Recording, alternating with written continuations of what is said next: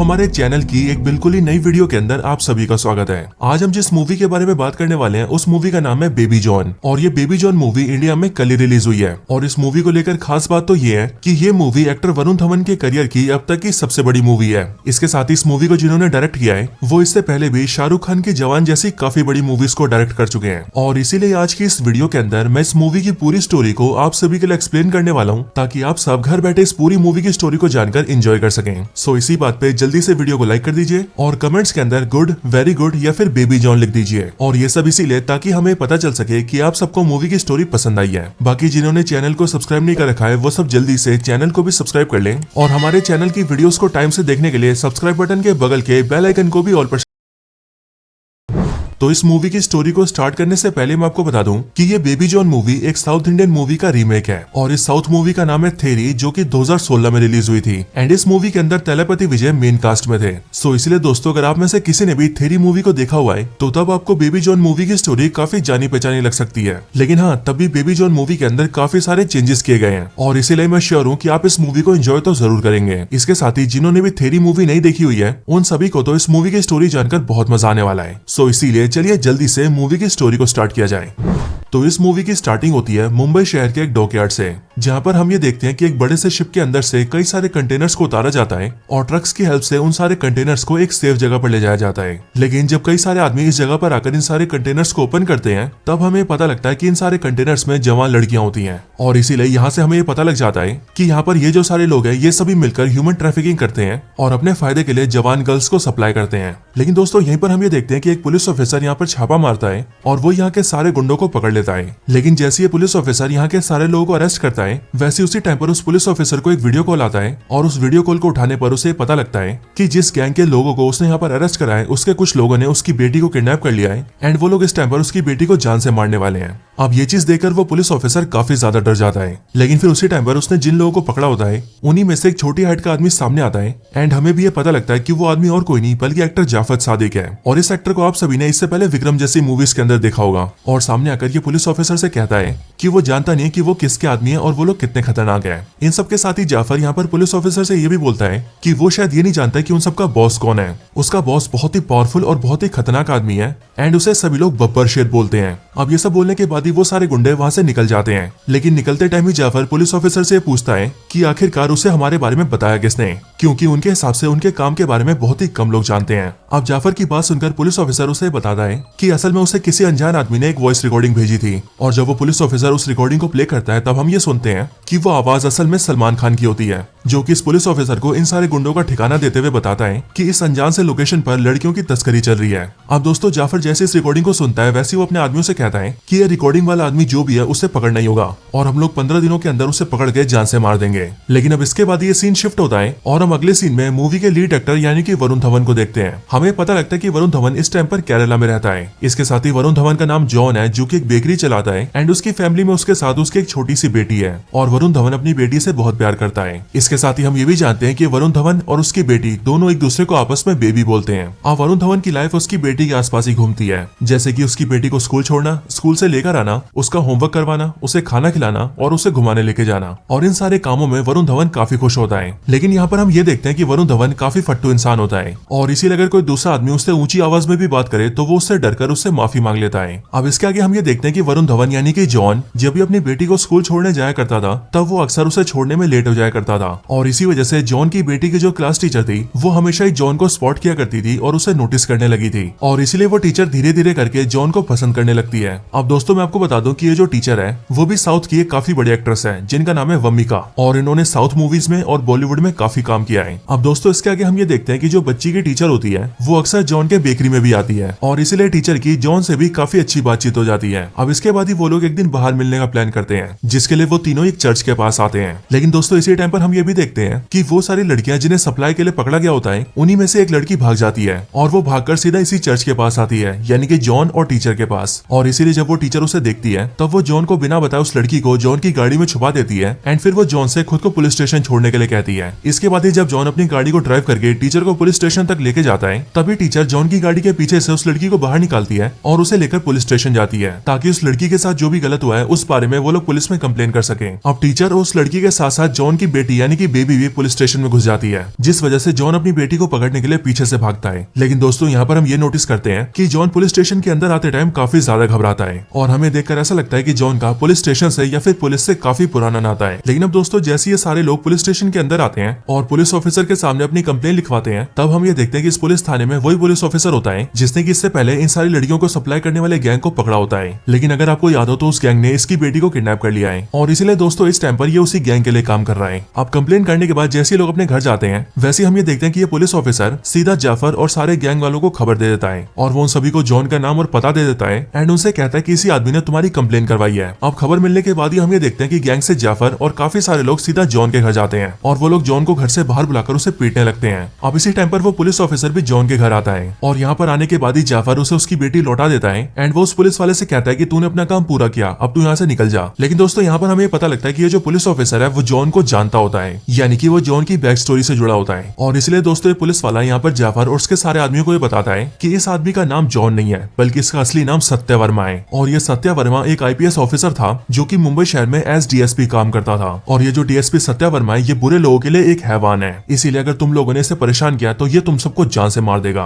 अब दोस्तों ये पुलिस ऑफिसर जैसे ये सब बोलता है वैसे हम भी ये देखते हैं कि वरुण धवन यानी कि जॉन जो कि कुछ टाइम पहले तक मार खा रहा होता है वो अब अपने असली रूप में आता है और वो इन सारे गुंडों को एक एक करके पीटने लगता है और फिर देखते देखते वो उन सारे गुंडों को जान से मारकर ठिकाने लगा देता है। अब इसके बाद ही दोस्तों कहानी 6 साल पास्ट में जाती है और 6 साल पहले हमें दिखाया जाता है कि आखिरकार जॉन यानी कि सत्य वर्मा है कौन। अब 6 साल पहले की कहानी के अंदर हम मुंबई शहर में ये देखते हैं कि यहाँ पर सत्य वर्मा एक डीसीपी है यानी कि डेप्यूटी कमिश्नर ऑफ पुलिस और एज एन आईपीएस ऑफिसर ये मुंबई शहर में अपॉइंटेड है एंड ये सत्य वर्मा एक बहुत ही बहादुर और पावरफुल पुलिस ऑफिसर है। सत्य वर्मा ने मुंबई शहर से सारे क्राइम को साफ कर रखा है, यहाँ तक कि डीसीपी सत्य वर्मा इतना ज्यादा फेमस है कि मुंबई की सारी पब्लिक उसे जानती भी है। अब यहीं पर हम ये देखते हैं कि एक गवर्नमेंट स्कूल के अंदर कई सारे गुंडे घुसकर दारू पीने लगते हैं और वो स्कूल के बच्चों को वहाँ पर पढ़ने नहीं देते हैं और जो भी उन सबसे वहाँ से निकलने के लिए कहता है वो गुंडे उन सबको पीटते भी हैं। यहाँ तक कि जब एक पुलिस ऑफिसर भी उन्हें भगाने आता है तब वो उस पुलिस ऑफिसर का भी सर फाड़ देते हैं और फिर इसीलिए यहाँ पर बुलाया जाता है सत्य वर्मा को, जो कि इस स्कूल में जैसे आता है वैसे ही वो सारे गुंडों को पीटता है और उन सबको वहाँ से डरा धमका के भगा देता है और इसीलिए ये देखकर न सिर्फ पब्लिक खुश होती है बल्कि इस स्कूल के बच्चे भी बहुत ज्यादा खुश होते हैं। आगे हम डीसीपी सत्य वर्मा की फैमिली से मिलते हैं जहाँ पर हमें पता लगता है कि सत्य वर्मा की फैमिली में उसके साथ उसकी मदर भी है एंड वो दोनों आपस में काफी खुश हैं। अब एक दिन सत्य वर्मा अपनी मदर के साथ अपनी गाड़ी को ड्राइव करते हुए जा रहा होता है लेकिन तभी रास्ते में वो कुछ बच्चों को देखता है जो कि भीख मांग रहे होते हैं एंड वहाँ पर उसे पता लगता है कि कुछ ऐसे आदमी हैं जो कि छोटे बच्चों को पकड़कर उन्हें अपाहिज करते हैं एंड उनसे भीख मंगवाते हैं। इस बात को जानते ही सत्य वर्मा उन सारे गुंडों की पिटाई करता है एंड देन उन सबका इलाज करवाने के लिए उन्हें हॉस्पिटल में लेके आता है। अब इसी हॉस्पिटल में एंट्री होती है हमारी मूवी की हीरोइन की जो की है साउथ की एक्ट्रेस कीर्ति और इनका इस मूवी के अंदर मीरा नाम होता है जो की एक डॉक्टर होती है। ये डॉक्टर मीरा इन सारे गुंडों का इलाज करती है एंड वो इस बात को देखकर बहुत ज्यादा गुस्सा हो जाती है कि किसने इन सबको इतनी बुरी तरह से मारा है और जब उसे पता लगता है कि इन सबको सत्य वर्मा ने मारा है तब वो उसे डांटने लगती है। लेकिन जब सत्य वर्मा उसे ये बताता है कि उसने उन गुंडों को इसीलिए मारा है क्योंकि वो सभी छोटे बच्चों को अपाहिज करके उससे भीख मंगवाते हैं और जब मीरा ये जानती है तब वो सत्य वर्मा से काफी इंप्रेस होती है और वो सत्य वर्मा को पसंद करने लगती है। इसके बाद ही सत्य वर्मा और मीरा दोनों आपस में मिलने लगते हैं और उन्हें एक दूसरे से प्यार हो जाता है और फिर इसीलिए वो लोग एक दूसरे की फैमिली से मिलते हैं और ये फैसला करते हैं कि वो लोग एक दूसरे से शादी करेंगे। लेकिन दोस्तों यहीं पर ये सीन शिफ्ट होता है और हमें एक दूसरा कैरेक्टर दिखाया जाता है और ये वही कैरेक्टर है जिसका नाम बब्बर शेर है एंड इसे मूवी के अंदर प्ले किया है एक्टर जैकी श्रॉफ ने। अब दोस्तों जैकी श्रॉफ यानी कि बब्बर शेर इस पूरी मूवी का मेन विलन है जो कि बहुत से गलत काम करता है और जो लड़कियों की तस्करी करके उनका सप्लाई करने वाला काम है वो सारा काम भी बब्बर शेर ही करवाता है। ये बब्बर शेर इतना ज्यादा पावरफुल होता है कि मुंबई शहर के जो बड़े बड़े एमपीज एमएलएज और इवन मिनिस्टर्स भी होते हैं वो सब इसके घर आकर इसे सलाम मारते हैं एंड इसके पास इतना ज्यादा पैसा और पावर होती है कि ये पूरे मुंबई शहर की सरकार को अपनी जेब में रखता है। अब इसके आगे हम ये देखते हैं कि ये जो बब्बर शेर होता है इसका एक बेटा भी होता है लेकिन इसका बेटा बहुत ही ज्यादा अय्याश होता है जिसे सिर्फ दारू पीना, घूमना फिरना और लड़ाई झगड़ा करना पसंद होता है। अब एक दिन ये जो बब्बर शेर का बेटा होता है ये अय्याशी करने के लिए अपने कई सारे दोस्तों के साथ मिलकर एक स्कूल की बच्ची को किडनैप कर लेता है और उसे अपनी गाड़ी में उठाकर अपने साथ ले जाता है। इधर दूसरी तरफ हम ये देखते हैं कि जब वो स्कूल की बच्ची गायब होती है तब उसके पेरेंट्स को ये जानकर बहुत ही ज्यादा धक्का लगता है और इसलिए जब वो लोग ज्यादा परेशान हो जाते हैं तब वो सीधा पुलिस में कंप्लेन करते हैं जहाँ पहुंचकर उनकी मुलाकात डीसीपी सत्य वर्मा से होती है। वो लोग डीसीपी सत्य वर्मा को ये बताते हैं कि उनकी बेटी 10th क्लास में थी लेकिन जब वो स्कूल से आ रही थी तब वो घर ही नहीं पहुंची और इसलिए वो लोग ये चाहते हैं कि वो किसी तरह से उनकी बेटी को ढूंढ दे। सत्य वर्मा जैसे इस केस को सुनता है वैसे वो इस केस को अपने हाथों में ले लेता देता है और फिर वो अपनी पूरी पुलिस टीम के साथ मिलकर इन्वेस्टिगेट करता है और बहुत ही कम टाइम के अंदर इस बात का पता लगा लेता है कि इस टाइम पर उस बच्ची को कहां पर ले जाया गया है। लेकिन दोस्तों जब सत्य वर्मा अपनी टीम के साथ उस बच्ची के पास पहुंचता है तब वो देखता है कि वो बच्ची उस टाइम पर उसकी आंखों के सामने जल रही है, क्योंकि जिन्होंने उसे किडनैप किया था उन्होंने उसे जिंदा जला दिया है। ये देखकर वो जल्दी से टीम बुलाता है और एम्बुलेंस को बुलाता है, लेकिन सब लोग मिलकर भी उस बच्ची की जान नहीं बचा पाते हैं। और फिर उसके बाद डॉक्टर से सत्य वर्मा को पता लगता है कि जिन्होंने भी उस बच्ची को किडनैप किया था उन सबने मिलकर इसके साथ रेप किया है, इसके साथ काफी ब्रूटल काम किया है और आखिर में उसे जिंदा जला दिया है। ये सारी बातें सुनकर सत्य वर्मा को बहुत बुरा लगता है और इसीलिए वो केस में तहकीकात करता है एंड इस बात का पता लगा लेता है कि उस बच्ची के साथ ये सब करने वाला और कोई नहीं बल्कि बब्बर शेर का बेटा है। और फिर इसीलिए इस बात को जानते ही एसीपी सत्य वर्मा सीधा बब्बर शेर के घर जाता है ताकि वो बब्बर शेर के बेटे को अरेस्ट कर सके। लेकिन जब वो बब्बर शेर के घर पहुंचता है तब उसे पता लगता है कि बब्बर शेर ने अपने बेटे को एक मिनिस्टर बना दिया है और इसीलिए बब्बर शेर सत्य वर्मा से बोलता है कि तू मेरे बेटे को हाथ भी नहीं लगा सकता है, बल्कि जब मेरा बेटा तेरे सामने आए तो तू उसे सल्यूट करेगा। अब इस बात को सुनकर एसीपी सत्य वर्मा को काफी गुस्सा आता है, लेकिन वो बिना कुछ बोले वहां से चला जाता है। लेकिन अगले सीन में हम ये देखते हैं कि एसीपी सत्य वर्मा उसे छोड़ता नहीं है और वो बब्बर शेर के बेटे को और उसके उन सारे दोस्तों को भी पकड़ लेता है जिन सब ने मिलकर उस बच्ची के साथ ये सब किया था। एंड फिर इसके बाद एसीपी सत्य वर्मा उन सबको भी जिंदा जला के मार देता है। अब इधर बब्बर शेर को जैसे ये पता लगता है कि उसका बेटा मर चुका है, वैसे वो जल्दी से अपने बेटे की लाश के पास जाता है और यहाँ पर आकर वो अपने बेटे को देखकर बहुत ज्यादा रोता है। लेकिन यहाँ क्राइम स्पॉट पर डीसीपी सत्य वर्मा बब्बर शेर से मिलता है और वो उसे बता देता है कि उसके बेटे को उसी ने जान से मारा है और फिर ये बोलकर डीसीपी सत्य वर्मा वहां से चला जाता है। लेकिन दोस्तों अब क्योंकि बब्बर शेर एक बहुत ही खतरनाक आदमी है, इसीलिए उसे जैसे ये पता लगता है कि डीसीपी सत्य वर्मा ने उसके बेटे को मारा है, वैसे ही वो भी ठान लेता है कि वो डीसीपी सत्य वर्मा को न सिर्फ बर्बाद करेगा बल्कि वो उसे जान से भी मारेगा। लेकिन दोस्तों दूसरी साइड सत्य वर्मा भी इस बात की तैयारी कर रहा होता है कि वो बब्बर शेर को भी उसके पापों की सजा दे और इसीलिए वो बब्बर शेर के कंप्लेंट्स की फाइल निकालता है और उसे भी अरेस्ट करवा के उसे जेल भिजवा देता है, जिसके बाद बब्बर शेर को 3 साल की सजा होती है। और वैसे तो दोस्तों बब्बर शेर इतना पावरफुल होता है कि वो बड़े आराम से जेल से बाहर आ सकता था, लेकिन तब भी वो इस बात का फैसला करता है कि अब वो 3 सालों की सजा काटेगा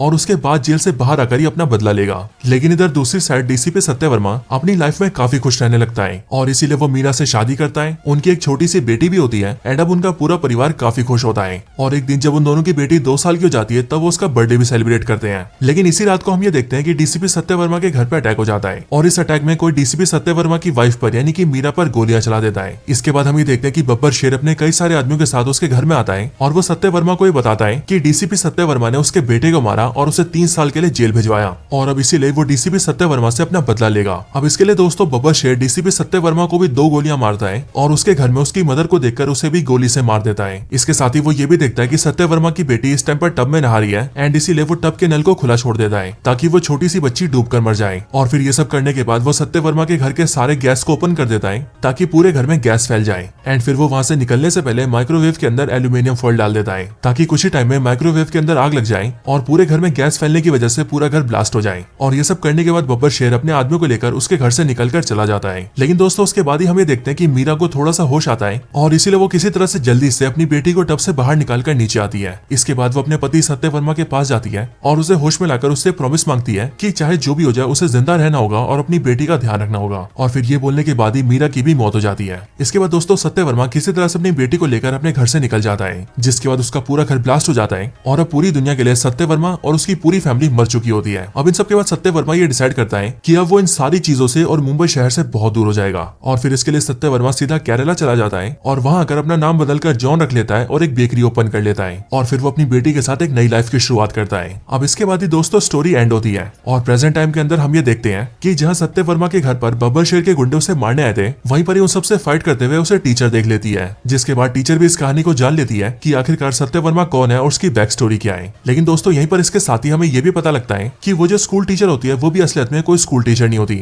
बल्कि वो भी असल में एक आईपीएस ऑफिसर होती है जो कि काफी सालों से एक अंडरकवर मिशन पर होती है और इसीलिए वो एक स्कूल टीचर बनकर बब्बर शेर की पूरी गैंग पर नजर रख रही होती है। अब दोस्तों इसके आगे हम ये देखते हैं कि बब्बर शेर के गुंडों को जान से मारने की वजह से बब्बर शेर को एक खबर मिल जाती है कि डीसीपी सत्य वर्मा अभी भी जिंदा है और उसने ही उसके आदमियों को मारा है। और फिर जैसे बब्बर शेर को ये पता लगता है कि वो जिंदा है, वैसे वो ये डिसाइड करता है कि इस बार वो सत्य वर्मा और उसकी बेटी दोनों को ही खत्म कर देगा। और अब इसके लिए एक दिन जब सत्य वर्मा की बेटी स्कूल ट्रिप पर बस से जा रही होती है, तब सबसे पहले बब्बर शेर उस पूरी बस को नदी में गिरवा देता है। लेकिन सही टाइम पर सत्य वर्मा बस को नदी में गिरते हुए देख लेता है एंड इसीलिए वो अपनी बेटी के साथ साथ बाकी सारे बच्चों की भी जान बचा लेता है। अपनी बेटी पर होने वाले हमले को देखकर सत्य वर्मा को बहुत बड़ा धक्का लगता है और वो ये सोचने लगता है कि आखिरकार ये हमला किसने किया होगा। लेकिन फिर उसी टाइम पर सत्य वर्मा को बब्बर शेर फोन करता है और वो उसे बताता है कि वो हमला उसी ने करवाया था और वो ये जानता है कि वो और उसकी बेटी जिंदा है एंड अब इसीलिए वो उन दोनों को खत्म कर देगा। अब इस बात को जानते सत्य वर्मा भी ये डिसाइड करता है कि अब उसके लिए इन सारी चीजों से भागने का और बचने का कोई मतलब नहीं है, और अब इसीलिए वो ये फैसला करता है कि अब वो बब्बर शेर के साम्राज्य को मिटाएगा और बब्बर शेर को खत्म करेगा। और फिर इसके लिए सत्यवर्मा अपनी बेटी को टीचर के भरोसे छोड़कर सीधा मुंबई शहर आता है और बब्बर शेर से जुड़े हुए सभी लोगों को जान से मार देता है, और इस तरह से वो बब्बर शेर को कमजोर कर देता है। अब बब्बर शेर को जब ये सारी बातें पता लगती है तब वो बहुत ज्यादा बौखला जाता है, और इसीलिए वो अपने आदमियों की मदद से सत्यवर्मा की बेटी और टीचर दोनों को किडनैप करवा लेता है और ये खबर सत्यवर्मा को देकर अपने पास बुलाता है। इसके बाद जब सत्यवर्मा बब्बर शेर के पास पहुंचता है तब बब्बर शेर को ऐसा लगता है कि अब वो सत्यवर्मा को मार देगा, लेकिन सत्यवर्मा बड़ी बहादुरी से उसके सारे गुंडों को पीटता है और आखिर में बब्बर शेर को उन सारी लड़कियों के हवाले कर देता है जिन सारी लड़कियों को बब्बर शेर पकड़ के सप्लाई करवाता था। एंड फिर वो सारी लड़कियां बब्बर शेर को जान से मार के उससे अपना बदला लेती हैं, और फिर इसके साथ ही ये मूवी खत्म हो जाती है।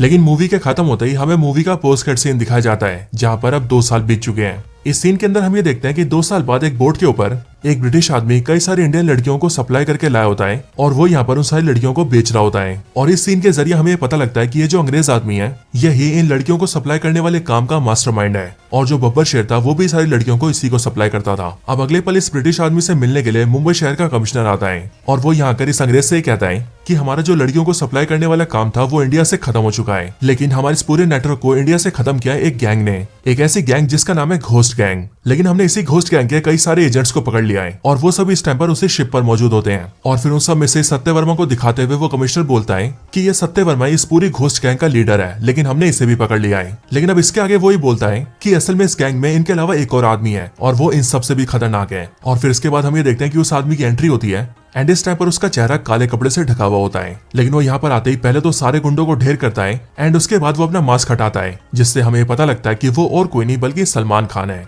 और यहाँ पर सलमान खान का नाम मेंशन किया जाता है जो कि होता है एजेंट भाईजान। और इसके बाद सलमान खान यानी कि एजेंट भाईजान और एजेंट सत्यवर्मा दोनों मिलकर उस मेन बंदे को यानी कि ब्रिटिश बंदे को मार देते हैं, यानी कि अब ये लड़कियों को सप्लाई करने वाला पूरा गैंग खत्म हो चुका है। लेकिन दोस्तों इन सब के बाद ही एजेंट भाईजान यानी कि सलमान खान यहाँ पर अपनी मूवी को टीज करता है और हमें पता लगता है कि सलमान खान की अगली मूवी के अंदर वो एजेंट भाईजान बनेंगे और शायद से उनके साथ वरुण धवन भी दिखेंगे। और अगर सब कुछ ठीक रहा तो इन सारी मूवीज को सिनेमैटिक यूनिवर्स में भी डाला जाएगा। लेकिन दोस्तों इस सीन के साथ ही ये पूरी मूवी खत्म हो जाती है। सो दोस्तों आप सब मुझे कमेंट्स में बताओ कि आपको मूवी की स्टोरी कैसी लगी, हमारी वीडियो कैसी लगी और आपको मूवी के एंड में सलमान खान की एंट्री कैसी लगी। बाकी वीडियो